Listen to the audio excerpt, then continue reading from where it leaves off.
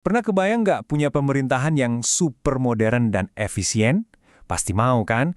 Nah, Indonesia ini lagi di persimpangan jalan nih.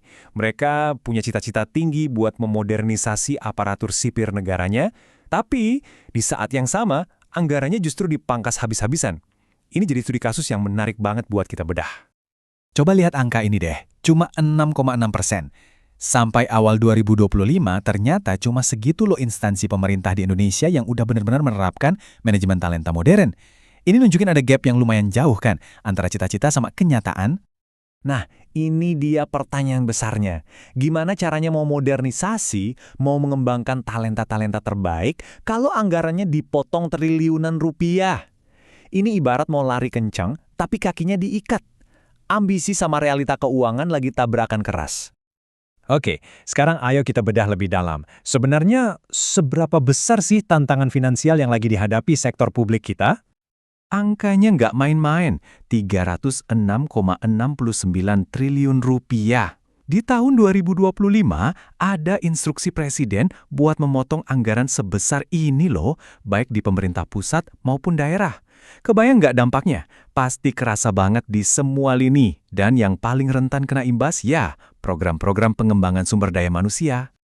Oke, sebelum kita lanjut, kita samain persepsi dulu ya soal manajemen talenta. Ini bukan sekedar istilah keren di dunia HR loh. Anggap aja ini mesinnya birokrasi modern. Jadi ini soal gimana pemerintah nemuin orang-orang paling jago, bantu mereka biar makin berkembang, dan yang paling penting, bikin mereka betah dan nggak pindah.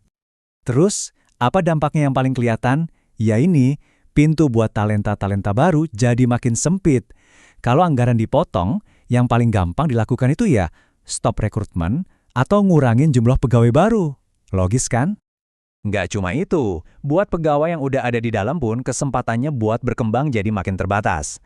Program-program kayak pelatihan, sertifikasi, atau bahkan tugas belajar yang tadinya mungkin banyak, sekarang bisa jadi barang langka. Dan ujung-ujungnya, ini nyambung ke masalah yang lebih gawat. Gimana cara mempertahankan talenta terbaik?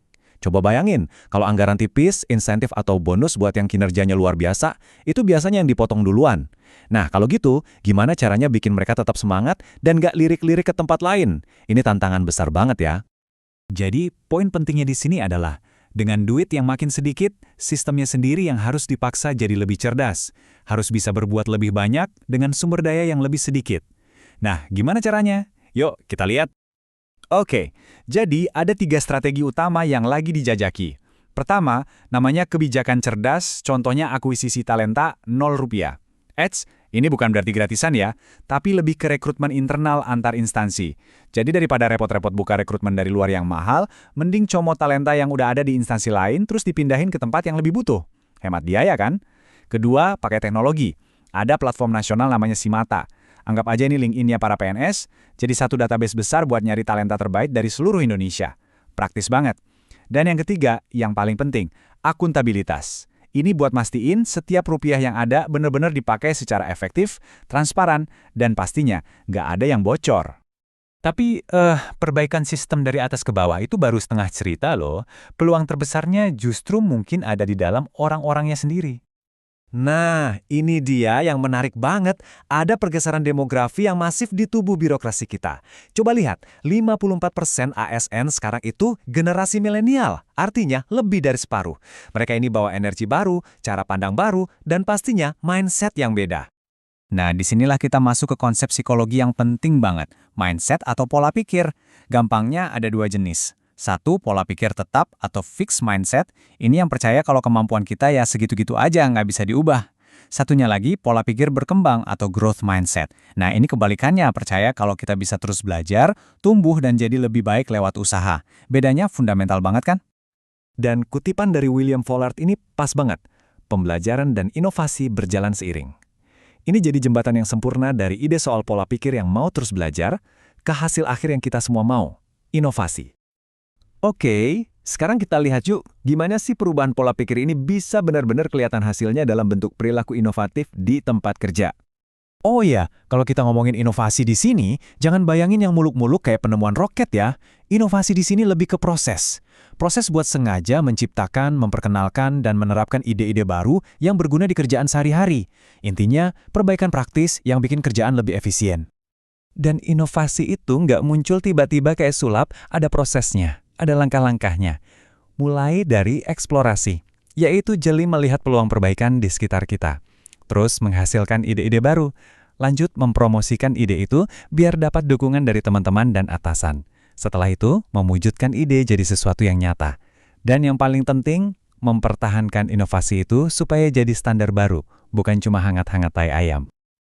Nah, sekarang kita sampai di bagian yang paling seru.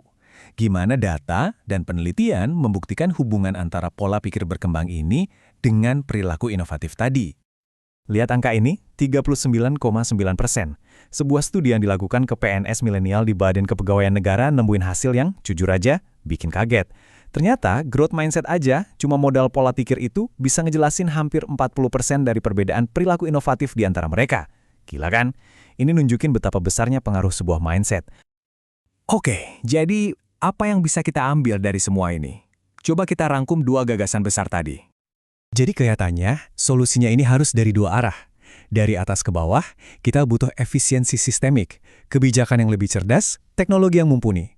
Tapi dari bawah ke atas, kita juga butuh peluang dari sisi manusia, yaitu menumbuhkan growth mindset di setiap individu ASN. Keduanya ini harus jalan bareng, nggak bisa salah satu aja. Dan ini membawa kita ke pertanyaan penutup yang cukup menantang.